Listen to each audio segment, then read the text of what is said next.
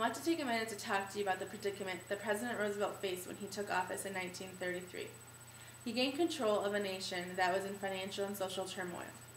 In one of his chats that addressed the nation, he discussed the fact that he had two options for how to proceed as president.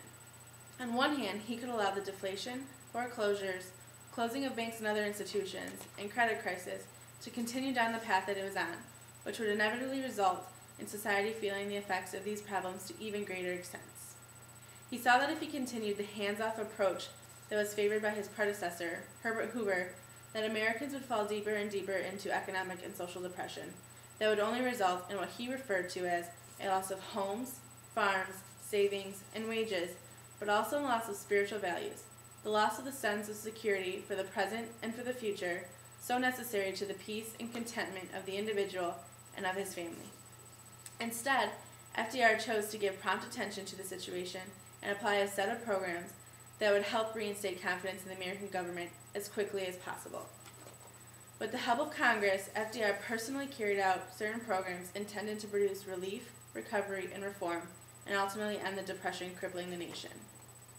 His plan was to enact programs that gave jobs to the unemployed, ease the stress that unpaid mortgages put on farmers and homeowners, which kept them up at night, and provide money to states, counties, and municipalities to provide direct care to those in need.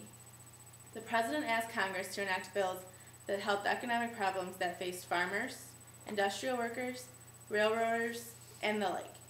He even passed legislation that authorized the sale of beer in particular states, which resulted in reemployment for many and tax revenue. This is just a broad overview of some of the things that FDR did to help pull America out of the Depression. After outlining some of these ideas in his Fireside Chat, FDR left the American public with this thought: every ounce of strength and every resource at our command we have devoted to the end of justifying your confidence. We are encouraged to believe that a wise and sensible beginning has been made. In this present spirit of mutual confidence and mutual encouragement, we go forward. We now know that his programs were considered very successful, and some of them still exist in one form or another today.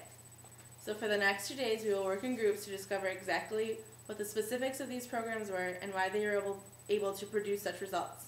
In studying these details, we celebrate the achievement of FDR's greatest intentions.